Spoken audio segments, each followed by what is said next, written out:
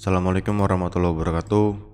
Halo semuanya, hari ini saya akan analisa XUSD untuk hari Jumat, trading terakhir minggu ini. Oke, sebelum saya sharing analisa, saya ingin sharing sedikit mengenai program yang diadakan oleh broker ZFX. Oke, langsung aja. Broker ZFX atau Azil Company sedang mengadakan program Newbie Trading Camp. Ini sangat menarik buat teman-teman semua, khususnya para pemula ya. Apa aja yang teman dapat untuk ikut program ini? Oke, ini gratis ya, nggak bayar ya. Apa yang didapat? Yang pertama, 6 sesi kelas bersama instruktur Aris. Yang ini orangnya ya. Nah ini. Yang kedua, e-sertifikat. Yang ketiga, garansi loss sinyal hingga 500 USD. Untuk yang ini, silakan baca ketentuannya di sini. Nah, sesi tanya jawab langsung instruktur Aris ya. Jadi kita boleh tanya jawab langsung dengan mentornya. Dan ada sinyal setiap sesi kelasnya dan dapat akses ke grup VIP ya. Dapat 6 ya. Luar biasa. Ini profil dari analisnya Vittorio Johnston. Dan ini instrukturnya Aris ya.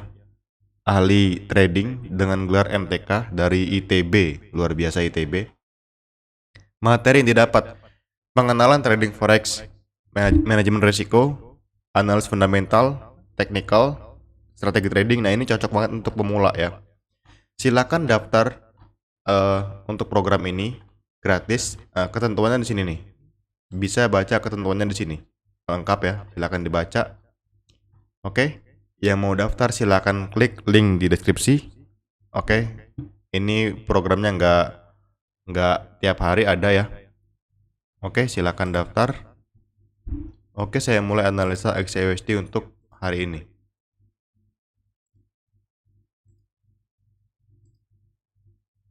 Oke. Market sedang sideways ya. Market sedang sideways. Tadi malam saya itu sell di XAUSD. Oke. Kenapa saya sell? Sini lihat. Ini tadi malam kita running dari 267090 sampai 2660 61 running 90 pips.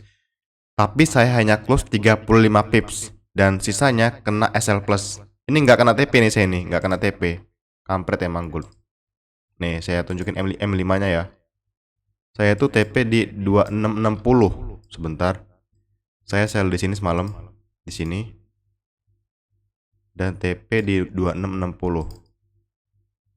2660. 61 apa 60 ya? 60. 61 ding. Ntar guys. Ntar saya tunjukin alasan saya entry itu apa. Nah, di sini nih tuh. Ini TP saya nih. 2 kali dia hampir kena TP saya tapi nggak jadi. Ya nggak jadi TP. Dia malah naik lagi dan kena SL plus. Lihat ini. Profit. Saya tunjukin nih ya. Saya tunjukin yang before-nya. Ya. Nah, ini. Saya limit ada cok ya. Langsung kena dan boom, running hampir menuju ke TP. Nah ini lihat. aduh dan sekarang market naik lagi nih. Oke, alasannya apa bang entry di situ? Lihat di sini M5. Di sini ada pullback ini diambil ya jadi inducement. Di break ini jadi boss. Oke, nah ini di break jadi cok. Saya sell di sini. Patokannya adalah OTE. Lihat ini Fibonacci dari sini ke sini. Nah, Fibonacci OTE sini. Dan saya mapping pakai MT4. Nah ini. Settingan Fibonacci-nya gimana bang? Oke, saya akan tunjukkan. Lihat ini saya klik ya.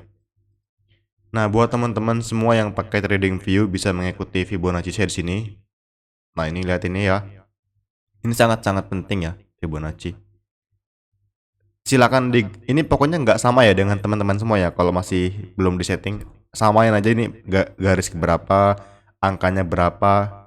Kalaupun warnanya mau sama terserah, kalau nggak sama silakan ya. Saya hitung sampai 10 ya, silakan di screenshot ya.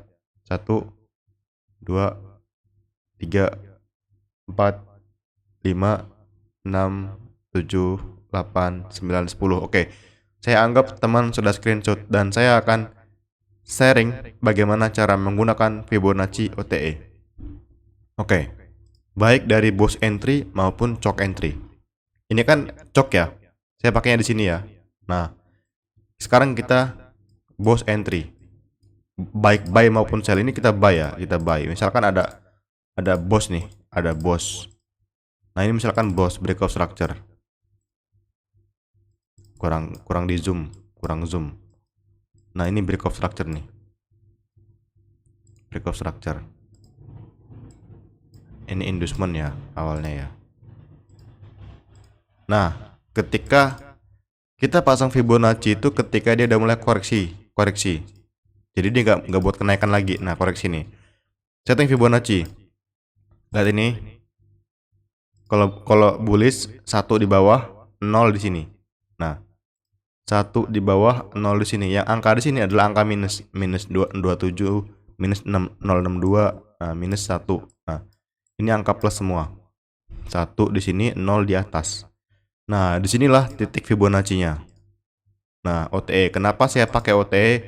Nah, mungkin kita kalau misalkan pakai SMC, kita buy di sini nih, paling bawah. Nah, kadang kan nggak kejemput tuh. Saya pakai Fibonacci ini untuk mencari titik yang optimal. Itulah kenapa ICT menyebutnya ini optimal trade entry. Area trading yang optimal. Nah, gitu. Ini untuk boss ya. Nah, untuk yang choke kayak gini. Sama ini berlaku untuk yang sell juga.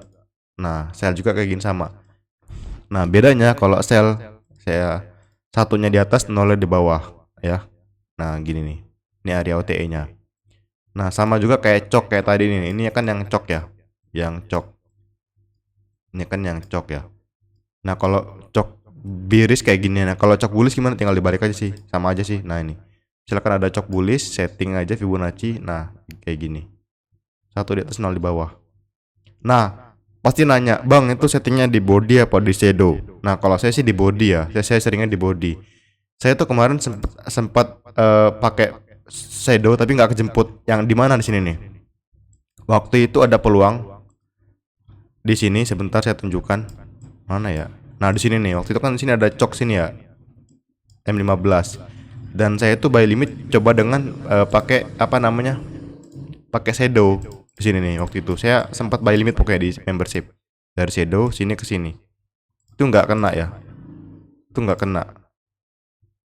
Meskipun SL lebar juga nggak masalah sih, saya bodo amat sih. Yang penting targetnya pun lebar. Kalau misalkan SL-nya nih 100 pip, tapi targetnya 100 pip, nah itu saya berani masang, berani entry.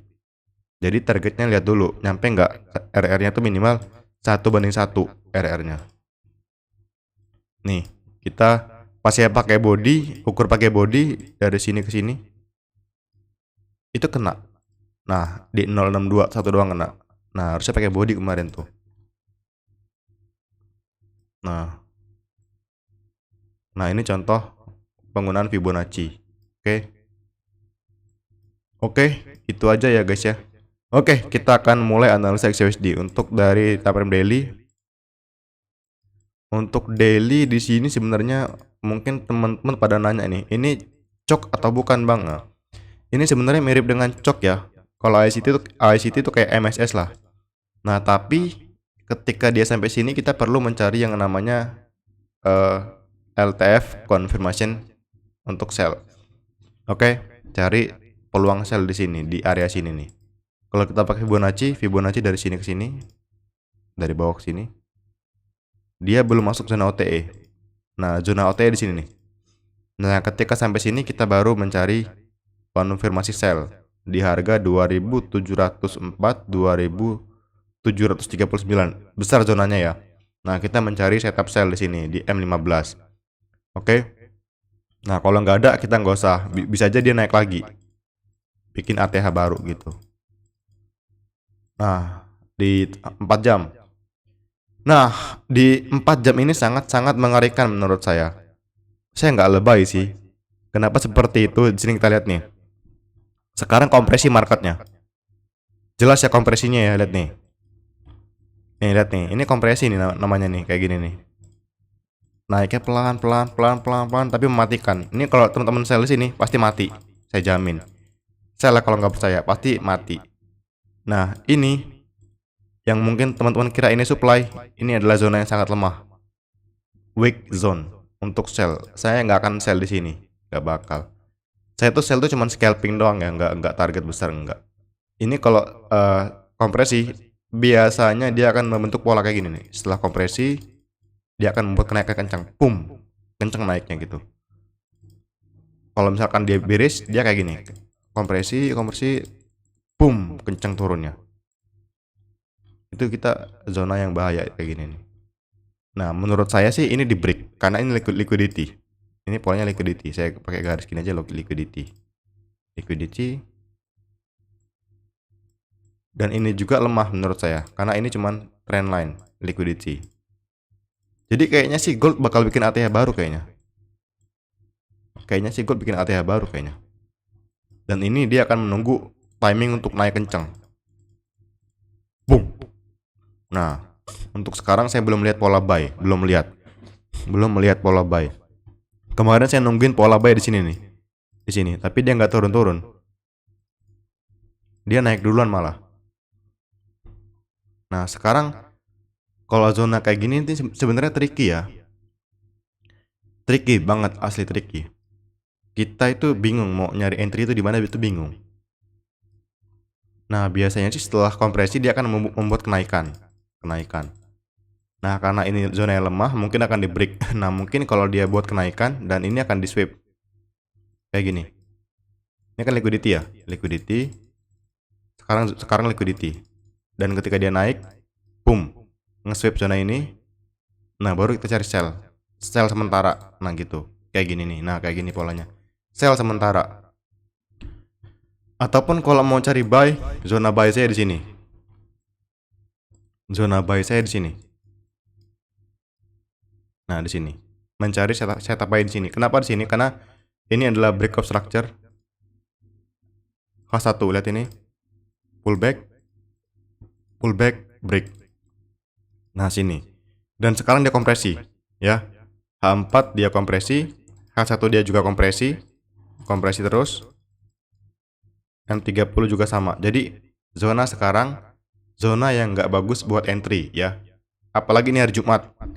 Dan bagi saya ini sakral ya, karena saya sering kayak gitu tuh. Kayak Senin saya profit, Selasa profit, sampai Kamis, Jumatnya ludes semodal-modalnya. Itu karena kita loss kena SL dan kita pengen balikin cepat, terus kita barbar. Kita loss banyak. Jadi Jumat tuh hati-hati ya. Kalau misalkan kita nggak lihat peluang, nggak usah masuk market ya. Berusaha untuk disiplin aja sih. Jadi intinya gimana bang? Intinya sih saya nunggu kompresinya kelar, terus dia naik kenceng. Nah ketika naik kenceng saya akan cari peluang untuk sell sementara gitu, sell sementara. Nah kalaupun untuk ini untuk skenario sell ya, sell di atas zona ini, nunggu ini di sweep baru saya sell. Nunggu kompresinya kayak gini lah skenario ini, kompresi, sweep baru cari sell gitu. Nah kalau untuk yang buy misalkan dia turun nih, ini kan ada boss di sini ya. Nah di sini nih zona buy saya. Cari setup di sini di M5. Nah kalau sekarang sih saya kayak gini nih, saya skip ya. Kayak gini nih saya skip nih, saya nggak peduli nih. Mau gerak kayak mana juga bodo amat. Karena nggak menarik zonanya gitu. Kemarin saya cuman sell scalping doang. Saya pikir dia bakal turun, ternyata dia naik lagi kompresi. Konfirmasi di zona kompresi itu lemah, win rate lemah, manipulasinya kuat. Jadi itu ya guys ya, intinya guys ya, udah paham ya guys ya. Oke, intinya adalah intinya di sini zona buy saya. Kalau dia turun ke sini, saya akan mencari setup di M5. Zona sell saya adalah di atas ini, Ketika dia kompresi, saya berharap dia ada sweep,